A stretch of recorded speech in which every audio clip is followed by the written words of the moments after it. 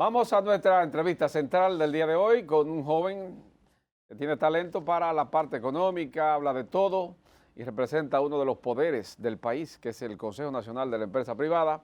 Vicepresidente del CONEP, César Dargan, está con nosotros. Bienvenido, don César. Ahora que dijiste ahorita, amigo tuyo, Sí, que no, creo que era la hermano mejor mío, parte. hermano mío. Gilbert, Giselle, Paola, Sí, qué bueno estar con ustedes esta claro. mañana, que además hay equilibrio de género esta mañana, Claro. o sea Sí, que sí, Como dos, debe de dos, ser. como dos debe de y dos. ser, es más. Ahorita yo estaba en el medio, pero me sentía bien porque bendito soy entre todas ellas. Bueno, Bueno, pues como... Sí.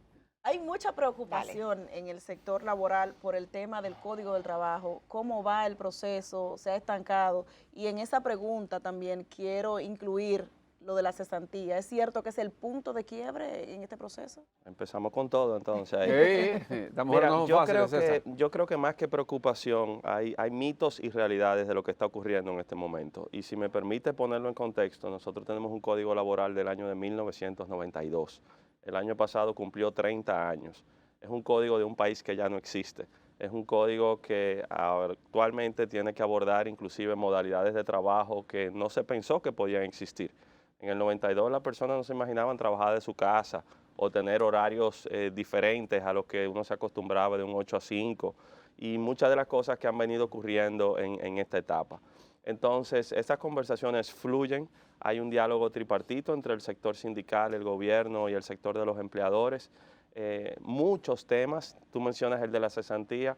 El de la cesantía es uno de los detalles que se está viendo porque dentro del contrato de trabajo, que como digo hay muchas modalidades, se puede terminar de diferentes formas y si una de ellas es por decisión unilateral del empleador, la que tiene que pagar al trabajador esa cesantía es uno de los aspectos que se está revisando. No se está solicitando que se elimine la cesantía, pero sí que revisemos y adecuemos para que podamos generar las condiciones de tener más y mejores ¿Qué empleos. tipo de adecuación sería, Dargan? No retirarla, pero ¿qué tipo de adecuación? En primer lugar, Gilbert, que se respeten los derechos adquiridos, es decir, todo trabajador que actualmente está bajo una modalidad del contrato de trabajo, cual que fuese, se mantienen sus derechos sin variación hasta que termina ese contrato de trabajo. En segundo lugar, que para nuevos contratos de trabajo, porque se exploren diferentes posibilidades. La cesantía aquí en República Dominicana en la actualidad no tiene techo, es decir, se va acumulando en el tiempo. Y eso genera un pasivo, eso genera una deuda para el empleador, para la empresa. Muchas veces eso es lo que se convierte en un arma de doble filo, porque hay empresas que no ajustan los salarios precisamente para no acumular más deuda. Para que no crezca eso. O hay empresas que se mantienen en la informalidad, y en nuestra economía el 57% de la economía es informal, precisamente porque no pueden responder a estas condiciones. Entonces, aquí poniendo en el centro de la ecuación, Giselle, que era lo que mencionabas, a los trabajadores, cómo podemos tener más y mejores condiciones, pero al mismo tiempo creando un ambiente favorable. Y yo creo que esto no tiene que ser hostil, esto tiene que ser de mutuo acuerdo y generar la armonía que se necesita. Yéndonos ahora al sector empresarial, en el mundo global se habla de una guerra de recursos naturales y vemos que República Dominicana pues se ha sumado probablemente a esta búsqueda y eso se visualiza con las relaciones internacionales y diplomáticas que se ha creado ahora con Guyana, que luego de su abundancia o conocida abundancia en petróleo y gases, pues se ha convertido en un país pues atractivo para toda la región. ¿Cuál es la opinión de CONEP con esta apertura comercial, ya que la política exterior, todas las acciones de la política exterior obviamente se reflejan en la política nacional? Paola, tú eres una apasionada de la política exterior, por lo cual sé que haces la pregunta con suficiente base. República Dominicana es una isla o es parte de una isla, pero nosotros no estamos aislados al resto del mundo y mucho menos a nuestra región. Con el Caribe, que son nuestros vecinos más cercanos, y hablábamos de ese terremoto hace apenas algunos minutos, nosotros a la fecha mantenemos 2 acuerdos comerciales. Un acuerdo de libre comercio con el CARICOM desde el año 98 y un acuerdo de asociación económica con la Unión Europea que incluye al Caribe desde el año 2008. Guyana, que es uno de los estados que conforman esa asociación, pues es un socio, digamos, no tradicional de nuestro país. ¿Qué diferencia ocurre en este momento? Bueno, y también muchas veces uno ve a Guyana como parte del Caribe anglosajón, pero Guyana es parte del continente de Sudamérica. La diferencia es ahora mismo precisamente el potencial que tiene en materia de energía, de gas, de petróleo, en recursos naturales, en madera, Guyana, cuya economía es ahora mismo la de mayor crecimiento y mayor potencial en la región. Entonces, precisamente para afianzar y profundizar esa relación, se han producido estos acercamientos en los últimos días, que nosotros entendemos que es algo sumamente positivo. Nuestro país tiene muchos retos. Hablamos hace un momentico del tema laboral, pero el tema energético es quizás una de las tareas pendientes que nosotros tenemos. Y hemos evolucionado. En el año 2000, el 85% de todo lo que nosotros producimos venía de derivados del petróleo. Hoy ronda el 15-20%. Entonces, para tú irte al gas, para tú ir a la energía solar, energía eólica, tienes que precisamente estar constantemente buscando opciones y eso es lo que se abre en esta coyuntura. Ayer yo veía un reportaje que salía en uno de YouTube y presentaba los 9 países que están que serán los más ricos de América Latina en materia económica de aquí al año 2028. Y República Dominicana aparece en tercero, con un PIB exorbitante, de acuerdo a las proyecciones que se hacen. ¿Ustedes prevén que República Dominicana podría ser de los países de América Latina de mayor fortaleza económica para el año 2028 como se proyecta? Gilbert, la semana pasada el CONEP celebró su 60 aniversario. 60. Y anunciamos un estudio que ojalá venir en las próximas semanas, inclusive, y tener la primicia con ustedes, de cuál es el peso real de la economía en República Dominicana. Me interesaría leer cuál es ese el informe. aporte del sector privado y sobre todo cómo ese crecimiento cambia la vida de las personas. Porque todos esos números que se ven tan grandes y el PIB y las exportaciones, cómo eso realmente está cambiando la vida de los dominicanos. Con los datos preliminares que nosotros tenemos a la fecha, en las últimas 3 décadas, República Dominicana efectivamente es una de las economías más pujantes. En estos momentos, si nosotros sacamos a Guyana de la ecuación, Panamá y República Dominicana han sido las economías de mayor crecimiento. Dice que Panamá será la número 1, el más rico de América Latina. Pero si nosotros vemos el Producto Interno Bruto, es decir, la cantidad de bienes y servicios, la cantidad de riqueza que se genera en los países, nosotros este año estamos llamados a convertirnos en la 6ª economía de toda la región de Latinoamérica, inclusive superando a Ecuador. Entonces, el trayecto que ha seguido nuestro país, sobre todo, se distingue porque ha sido constante. Nosotros hemos tenido países que suben y tienen un momento de mucho crecimiento, pero luego caen. En el nuestro ha sido lento y realmente en estos últimos años hemos tenido 2 momentos, cuando la crisis bancaria aquí en el año 2003 y a inicios de los 90 con los temas de la guerra del Golfo, pero nuestra economía se ha mantenido en ese crecimiento y los augurios son bastante positivos. Factor principal para que tengamos ese crecimiento. Yo diría que hay 2. Uno de ellos es la diversificación que hemos podido tener. No todos nuestros huevos están en una canasta. Exacto. Entonces nosotros aquí tenemos turismo, pero tenemos industria, tenemos comercio, tenemos grandes empresas, pero tenemos que el 95% de las empresas tienen menos de 50 trabajadores, es decir, son MIPYMES. Entonces tenemos una diversificación de nuestra base. Pero usted, el sector privado, hace un gran aporte con la generación de empleo. Sí, pero el segundo factor que es importantísimo es el factor confianza. Nosotros tenemos una economía que crece, pero en un ambiente de estabilidad política, y yo los escuchaba con atención de lo que pasa en La Vega, y si hablamos de lo que pasa en Santiago, o que si el presidente dijo que se reelige o no, todo eso es parte de nuestro carnaval político. Nosotros sabemos aquí que iremos a unas elecciones el año que viene, que alguien ganará, los otros no ganarán, pero el país sigue. Entonces, esa confianza que nosotros hemos podido generar aquí nos distingue del resto de la región. Pero esas palabras son claves, estabilidad política. Entonces, ¿qué opinan ustedes como sector empresarial de los casos de corrupción que vemos aquí en la República Dominicana, del caso de la Cámara de Cuentas, que afecta totalmente a esa estabilidad política a la que mencionas? Mira, en cuanto a la corrupción, hay algo peor que es la impunidad. Es cómo van produciéndose en el tiempo casos de corrupción que no son sancionados, no son perseguidos y eso se convierte inclusive en un incentivo para que sigan ocurriendo.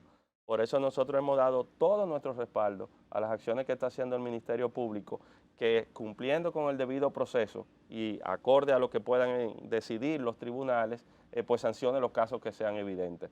Eso es algo que en los últimos años en nuestro país y en el mundo ha tenido mayor relevancia precisamente porque sin un ambiente de seguridad jurídica, sin la transparencia adecuada, tú no puedes hablar de un clima de confianza. Entonces, todo esto va en el mismo paquete de lo que mencionas, la situación actual en la Cámara de Cuentas.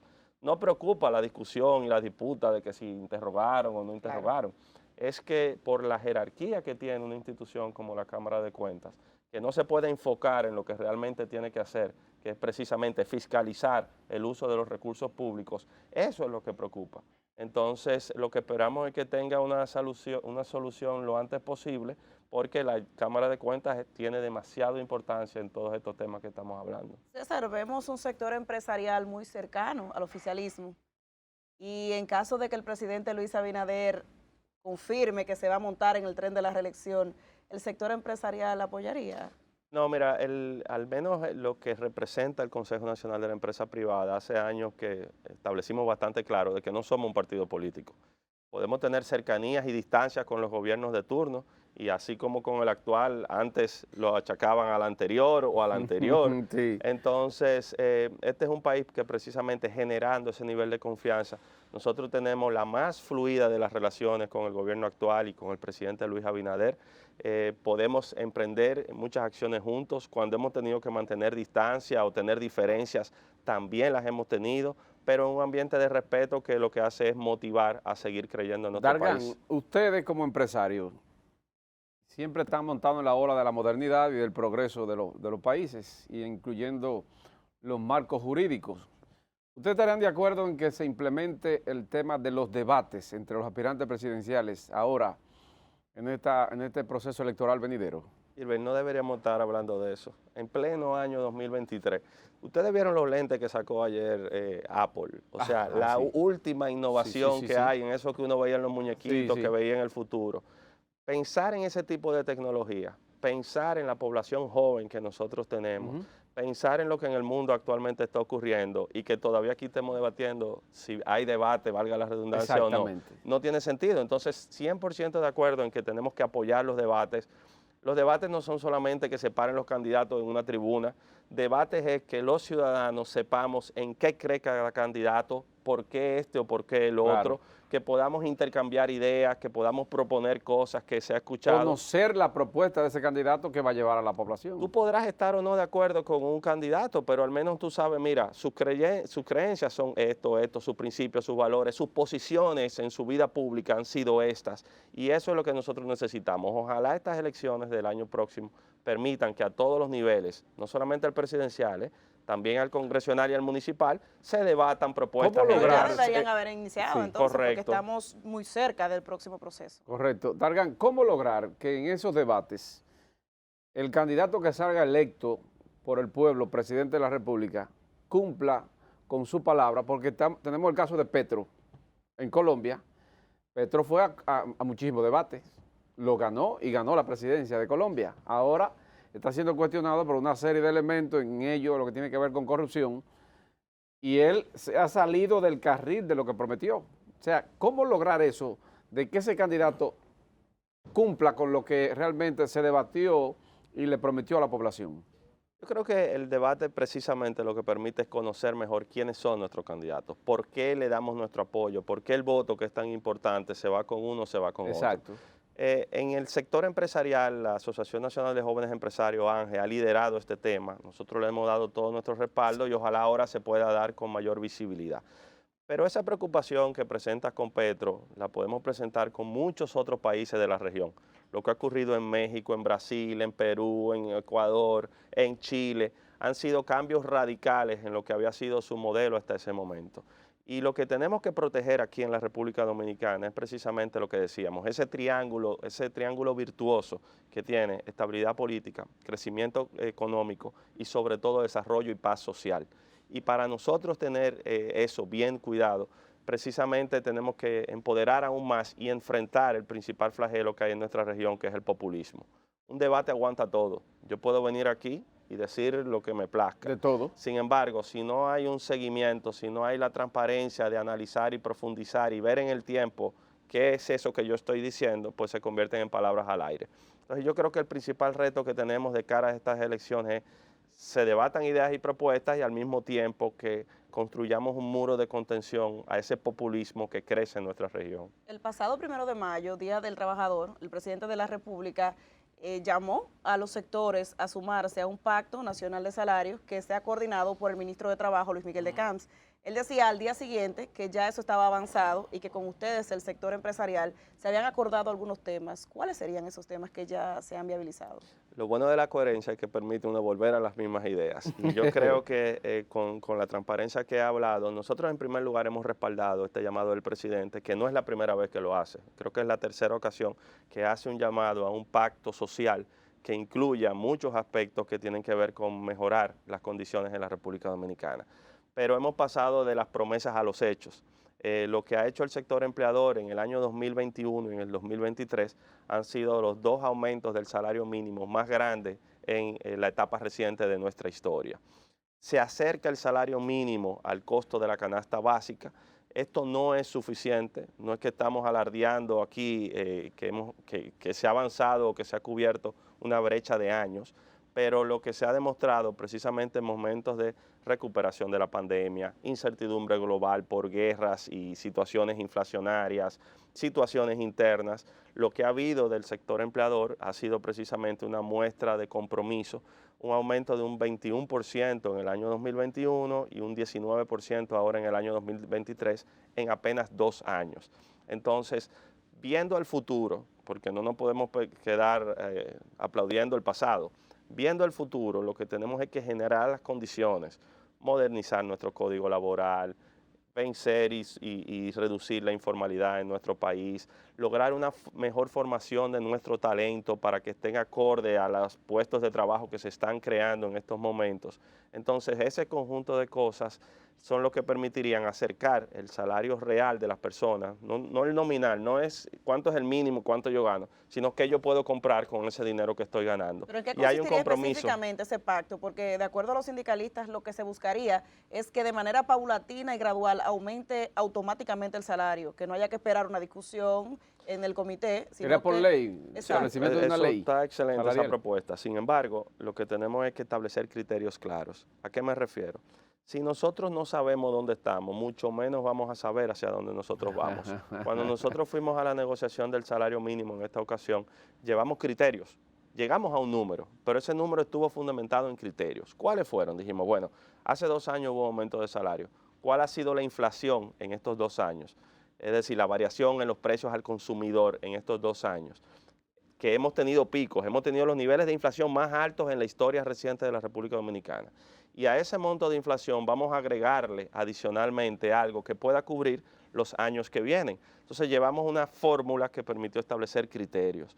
De lo contrario, por ejemplo, si eso fuese automático y simplemente vamos y tú lo ajustas solo por inflación, el nivel de inflación en la República Dominicana normalmente es bajo. De hecho, ahora mismo el Banco Central acaba de anunciar que se está acercando a la meta de un 4%, pero hace apenas algunos meses tuvimos cerca de un 10%.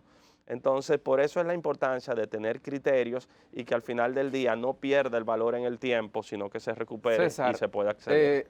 2 cosas breves, porque nos queda poco tiempo. 3 pero no cosas, quiero- 3. Sí, porque queda una para ti también. El tema de la reducción de la tasa de política monetaria por parte del Banco Central beneficia más al sector empresarial porque ya hubo una inyección de unos 94.000 millones del encaje legal para prestarlo al sector privado, para ponerlo en movimiento. Y en segundo lugar, el tema de la delincuencia en el país, los asaltos, no pone esto en entredicho esa estabilidad, esa paz social para crecimiento económico, el crecimiento económico en República Dominicana. ¿Ustedes los empresarios se sienten atemorizados o han gastado presupuesto de más para poner más vigilancia en sus empresas? Mira, definitivamente cuando tú miras la ecuación hay factores que son Sí. muy económicos, hay intangibles como el de la seguridad que generan preocupación. Ahora bien, los actos de violencia y de criminalidad que ocurren en estos momentos no deben de tener el impulso de reformas profundas, estructurales que se requieren. La reforma de la Policía Nacional, el establecimiento de políticas claras de seguridad ciudadana son fundamentales para que nosotros hagamos de esto algo sostenible en el tiempo. El tema de la tasa de política monetaria, nosotros hemos felicitado y aplaudido la oportunidad en la toma de decisiones por parte de nuestras autoridades, sobre todo el Banco Central. En momentos de crisis de la pandemia, cuando la economía se detenía, fueron medidas expansivas, es decir, se bajaron las tasas para que hubiese recursos disponibles y la economía no se detuviera. Claro. En el tiempo fuimos uno de los países con una recuperación más rápida. Posteriormente, precisamente por un exceso de liquidez en el mercado, hubo un nivel inflacionario afectado también por factores externos y los precios subieron. Y lo que se hizo fue cambiar de políticas expansivas a políticas restrictivas. Se recogió el dinero, se aumentaron las tasas para poder controlar ese nivel de inflación. Como las señales que estamos viendo es que ya la inflación se acerca a la meta, entonces se han reducido de nuevo las tasas. Eso al final del día beneficia al país, no es a los empresarios, porque el consumidor tiene acceso a recursos a un mejor precio, porque la construcción se puede desarrollar. Pero los precios siguen igual de altos, César. Bueno, lo que pasa es que no se toma una decisión hoy y ya mañana tú ves el efecto. ¿En qué tiempo se verá el efecto entonces? Bueno, eso dependerá de cómo el mercado reacciona, pero evidentemente debemos esperar que en los próximos meses ya las cosas estén en un nivel diferente al que nosotros hemos estado viviendo en los últimos meses. Se ha normalizado la imagen del sector empresarial como el villano de la película, ¿verdad? Y la población o la empleomanía, pues digamos que como los sufridos. Un ejemplo de esto es el pacto salarial que mencionaba mi compañera Gisette. La gente hablaba en las calles cuando salimos con los micrófonos y dicen, el sector privado no quiere ceder quizás ese aumento que tanto se espera. Pero ¿cuáles son? A donde quiero llegar es que siempre se ve al sector privado o sector empresarial como los que más tienen, los que son los poderosos. Pero ¿tiene este sector algunos retos que lo esté aquejando en este momento? Porque Mira, no todo puede ser bueno. Paola, yo creo que en esa imagen que tú describes hay mucho de, como dijo hace un momentico, de mitos y realidades. Si nosotros nos vamos al empleo formal en la República Dominicana, el 70% lo generan las empresas privadas, que no son las grandes empresas, los grandes bancos, las grandes industrias. No, como dije hace un momentico, el 85% tiene menos de 15 trabajadores. Es desde el colmado, el salón, la farmacia, la panadería, la lavandería. Eso es generar con iniciativa privada oportunidades para que el resto se desarrolle. Si nosotros ampliamos y vemos, como dice el Banco Central, que el total de empleos, incluyendo los informales, es alrededor de 4.6 millones de dominicanos y que el 85% de eso vienen precisamente del sector privado, si tú sacas de la ecuación esas oportunidades que se están generando, nuestro país viviría una realidad muy distinta a la que nosotros tenemos al día de hoy. Eso primero es cuál es el mapa, cuál es la foto del momento que estamos viviendo. En segundo lugar, yo creo que hay un sector privado mucho más empático, mucho más sensible, mucho más consciente de lo que está pasando allá afuera. No estoy hablando de discursos, estoy hablando de realidades con los ajustes que se han hecho y con la voluntad de seguir produciendo los cambios que se necesitan. Entonces, al final del día, ese es el principal reto, cómo nosotros podemos seguir trabajando, viéndonos en el espejo de lo que está ocurriendo en muchos otros países y que al final del día las condiciones permitan seguir generando empleo en la República César, Dominicana. nos vamos, pero yo creo como que en 30 segundos me pudiera decir sí o no. La narcopolítica en estas elecciones preocupa a ustedes, los empresarios, porque hay como 6 o 7 legisladores vinculados al narcotráfico que están siendo investigados. 10 segundos desde los 30. Mira, el tema de recursos ilícitos en la actividad política no debe preocupar a los empresarios, debe preocupar al país. Y cada vez que uno ve casos que salen a la luz pública, que reflejan que efectivamente permean con recursos ilícitos la actividad política, todos los dominicanos tenemos que estar preocupados. Para eso, las atribuciones que le confiere la ley a la Junta Central Electoral, al Tribunal Superior Electoral, a la Procuraduría General de la República, deben reforzarse y que los controles que tienen que cumplir los partidos con las declaraciones y los candidatos se produzcan en los tiempos hábiles para nosotros de una forma u otra contrarrestar esta amenaza que es una realidad. Excelente, gracias César por estar aquí con nosotros. Queda pendiente la primicia del extraordinaria informe, conversación. traerla aquí, Sí, sí. Cuando Ese ustedes informe quieran. lo necesitamos para ver cómo está la economía. Así es, gracias César. Gracias a ustedes, un placer siempre. Bueno, muchísimas gracias a ustedes por estar ahí con nosotros. Despierta RD, retorna mañana. Mantenga la sintonía con Telecentro.